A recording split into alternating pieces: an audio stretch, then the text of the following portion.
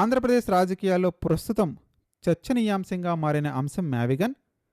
అదేంటో ఈ వీడియోలో పూర్తిగా తెలుసుకునే ప్రయత్నం చేద్దాం. మర్చిపోకుండా వీడియోని చివరి వరకు చూడడానికి ప్రయత్నించండి. వీడియోని లైక్ చేయండి, షేర్ చేయండి, చిన్న సబ్స్క్రైబ్ చేయడం మాత్రం మర్చిపోవద్దు. 2029 ఎన్నికలను దృష్టిలో పెట్టుకొని వైఎస్ఆర్ కాంగ్రెస్ పార్టీ ఈ కాన్సెప్ట్ని ముందుకు తీసుకొచ్చింది. దీనివల్ల ఎన్నికల్లో వైసీపీ ఓటమికి బాటలు పడుతున్నాయని తెలుగుదేశం పార్టీ ఇప్పుడు విమర్శిస్తుంది. అయితే మరొక వైపు తెలుగుదేశం పార్టీ ప్రజా సమస్యల కంటే ఎన్నికల రాజకీయాలపైనే ఎక్కువగా దృష్టి పెట్టింది అని, ప్రజల ఆగ్రహాన్ని దాచేందుకు కొత్త కొత్త వివాదాలు సృష్టిస్తుందనే ప్రతివాదనలు కూడా వినిపిస్తున్నాయి.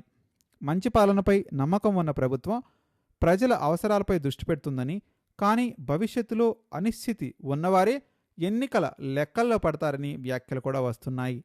మావిగన్కు అనుకూలంగా మాట్లాడే వారి వాదన ప్రకారం అమరావతి ప్రాంతం ఇప్పటికే విజయవాడ, గుంటూరు, మచిలీపట్నం వంటి అభివృద్ధి చెందిన నగరాల మధ్యలో ఉంది. సమీపంలో విమానాశ్రయాలు, సముద్ర తీర పోర్టులు, పెద్ద రైల్వే జంక్షన్లు, జాతీయ రహదారులు వంటి మౌలిక వసతులు ఇప్పటికే అందుబాటులో ఉన్నాయి. అందువల్ల కొత్తగా భారీ స్థాయిలో మౌలిక వసతులు సృష్టించాల్సిన అవసరం లేకుండా ప్రాంతీయ అభివృద్ధిని విస్తరించే అవకాశం ఉంది అని వారు చెప్తున్నారు.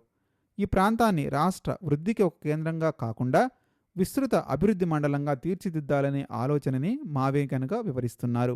అమరావతి అంశంపై మరొక ముఖ్యమైన వాదన ఏంటంటే, 28 గ్రామాల రైతుల త్యాగానికి సంబంధించింది. రాజధాని కోసం 3 పంటలు పండే భూములను రైతులు స్వచ్ఛందంగా ఇచ్చారు. వారి త్యాగాన్ని కేవలం 28 గ్రామాల రాజధానిగా తగ్గించి మాట్లాడటం సరైన వాదన కాదు అని పలువురు అభిప్రాయపడుతున్నారు. రైతులకు ఇచ్చిన హామీల ప్రకారం పూర్తి స్థాయి అభివృద్ధి జరిగిందా లేదా అన్న ప్రశ్న ఇంకా మిగిలే ఉంది. భారీ ప్రాజెక్టులు ప్రకటించినప్పటికీ ఆశించిన స్థాయిలో నిర్మాణాలు పూర్తి కాలేదని విమర్శలు కూడా ఉన్నాయి. ఇక మావిగన్ ప్రతినిధులకు మద్దతు ఇచ్చేవారు రాష్ట్ర అభివృద్ధి ఒకే నగరంలో కేంద్రీకృతం కావడం కూడా సరికాదు అంటున్నారు. 2 లక్షల కోట్ల రూపాయల వరకు వ్యయం చేసి ఒకే ప్రాంతాన్ని ప్రపంచ స్థాయి నగరంగా తీర్చిదిద్దడం కన్నా అదే నిధులను రాష్ట్ర వ్యాప్తంగా సమతుల్య అభివృద్ధికి వినియోగించడం మంచిది అని వారు వాదిస్తున్నారు. ముఖ్యంగా రాయలసీమ, ఉత్తరాంధ్ర వంటి వెనుకబడిన ప్రాంతాలకు కూడా సమాన అవకాశాలు కలిగించే విధంగా అభివృద్ధి నమూనా ఉండాలని సూచిస్తున్నారు. నిర్మాణ వ్యయాలపైన ప్రశ్నలు లేవనెత్తుతున్నారు.